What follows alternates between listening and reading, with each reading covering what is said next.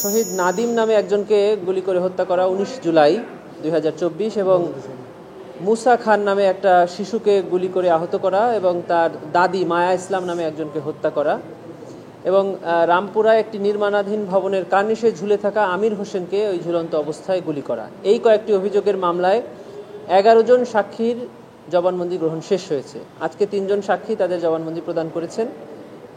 এই ছিল আজকে ট্রাইব্যুনালের প্রসিডিংস। আচ্ছা, শেখ হাসিনা রায় দিন নির্ধারণ করে আজকে ডিএমপি কমিশনার এসেছিলেন, তো উনি এসে চলে গেছেন। সার্বিকভাবে কোনো কথা হয়েছে কিনা, নিরাপত্তার বিষয়টি নিয়ে কোনো কথা হয়েছে কিনা, তো রায়ের সার্বিক প্রস্তুতি কেমন?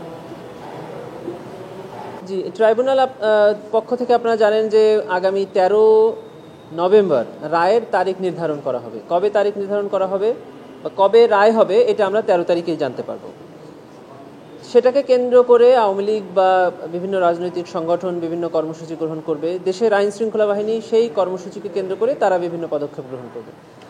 তারই ধারাবাহিকতায় হয়তো বা আজকে কমিশনার সাহেব এসেছিলেন। উনি ট্রাইব্যুনালে আসেননি বা ট্রাইব্যুনাল সম্পর্কে ওনার সাথে আমাদের কোনো কথা হয়নি। বাইরে উনি কি করে গেছেন এটা উনি ভালো জানবেন। আমরা আশা করছি যে রাষ্ট্রের নিরাপত্তার জন্য এই পুলিশ বাহিনী আইন শৃঙ্খলা বাহিনী কাজ করছে। আমাদের দায়িত্ব হলো ট্রাইব্যুনালের প্রসিডিংস, ট্রাইব্যুনালের জাজমেন্ট বা ট্রাইব্যুনালের অন্যান্য বিষয়গুলো ঠিকমতো হচ্ছে কিনা সেটা দেখা। আমরা সেগুলো দেখছি। না, আমাদের সব কিছুই স্বাভাবিকভাবে চলছে, আমাদের কোনো ধরনের চাপ নাই। রায়ের তারিখ আসলে রায় হবে, যেদিন সাক্ষী হওয়ার সেদিন সাক্ষী হচ্ছে। ট্রাইব্যুনাল 2 আজকে আপনারা জানেন আবু সাঈদের মামলায় সাক্ষী হয়েছে। এভাবেই ট্রাইব্যুনাল স্বাভাবিক গতিতেই চলছে।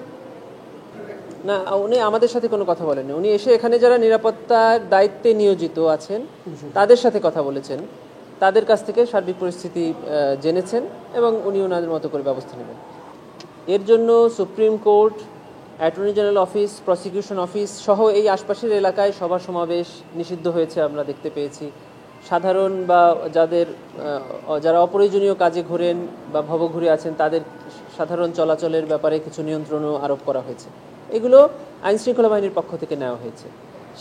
তার সাথে প্রসিকিউশন বা ট্রাইব্যুনালের তো কোনো সম্পর্ক নেই। এটা যে কোনো পরিস্থিতিতে এই আইন শৃঙ্খলা বাহিনী যথাযথ ব্যবস্থা নেবেন এবং সেটা নিচ্ছেন, এটা আমরা দেখতে পাচ্ছি। না, এটা আমরা মন্তব্য করতে চাই না। এটা আওয়ামী লীগ কেন এই ধরনের নিচ্ছেন, বরং এই সকল কার্যক্রমেই আদালতে এসে আইনের মধ্যে থেকে মানে ট্রাইব্যুনাল বা আদালত ফেস না করে রাস্তাঘাটে জনদুর্ভোগ সৃষ্টি করা, যানবাহনে আগুন দিয়ে মানুষের উপর নির্যাতন বা মানুষের ভোগান্তির কারণ করা, এগুলো নিশ্চয়ই সাধারণ মানুষ ভালোভাবে নেবে না। নিশ্চয়ই সাধারণ মানুষ ক্ষতিগ্রস্ত হচ্ছে এবং সাধারণ মানুষ এটাকে মোটেই ভালোভাবে নিচ্ছে না, এটা আমরা মনে করি। যে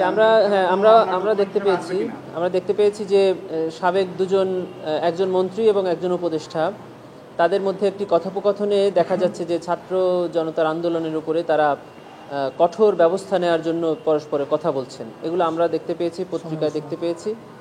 এরকম বেশ কিছু কথোপকথন আমাদের নজরে এসেছে। তদন্ত সংস্থা নিশ্চয়ই এগুলোকে আমলে নেবেন এবং মামলার তদন্ত প্রতিবেদনে এগুলো রিফ্লেকশন আপনারা দেখতে পাবেন যখন মামলাগুলো বিচারে আসবে।